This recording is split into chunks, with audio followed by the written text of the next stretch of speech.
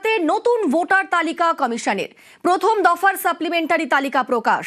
রাত 11টা 45 থেকে সাপ্লিমেন্টারি তালিকা আপলোড।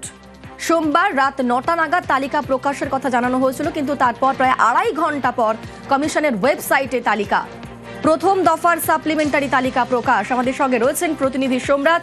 60 লক্ষের মধ্যে কত লক্ষ নামের নিষ্পত্তি হয়েছে এবং কিভাবে দেখা যাচ্ছে নাম আছে কি নেই?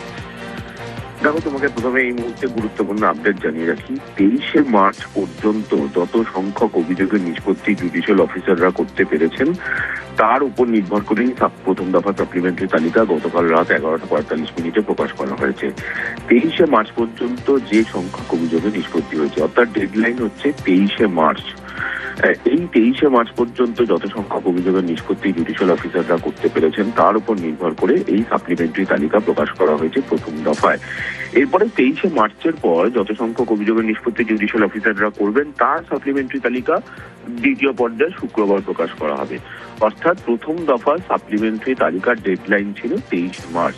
তুমি যদি সাপ্লিমেন্টারি তালিকার দিকে নজর রাখো, সেই সাপ্লিমেন্টারি তালিকায় স্পষ্ট করে লিখে দেওয়া হচ্ছে যে জুডিশিয়াল অফিসাররা 23/3/2026 পর্যন্ত যত সংখ্যক অভিযোগের নিষ্পত্তি করতে পেরেছেন তার ভিত্তিতে এই সাপ্লিমেন্টারি তালিকা প্রকাশ করা হয়েছে। বুথ ভিত্তিক সাপ্লিমেন্টারি তালিকা প্রকাশ করা হয়েছে। এই যে বুথ ভিত্তিক সাপ্লিমেন্টারি তালিকা প্রকাশ করা হয়েছে, সেখানে দুটি তালিকা প্রকাশ করা হয়েছে। একটি হচ্ছে অ্যাডিশন, একটি হচ্ছে ডিলিশন। দুটি পৃথক পৃথক তালিকা।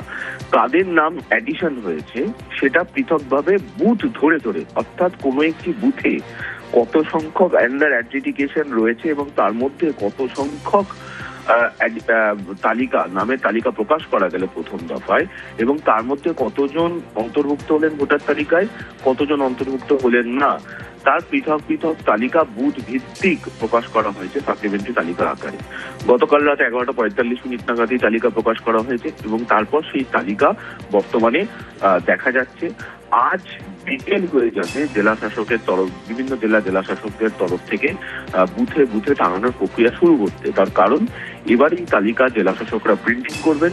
প্রিন্টিং করার পর তারপর তালিকা বুথে বুথে টাঙাবেন, যেহেতু বুথ ভিত্তিক তালিকা দেওয়া হয়েছে। কিন্তু এক্ষেত্রে কতজনের নাম বাদ গেল টোটাল ভাগ কত মোট এবং কতজনের নাম অন্তর্ভুক্ত হলো সেই সংখ্যাটা এখনো পর্যন্ত স্পষ্ট নয়। মনে করা হচ্ছে আজকে দুপুর বা বিকেলের মধ্যে সেই সংখ্যা স্পষ্ট হয়ে যাবে। বেশ, সঙ্গে থাকো।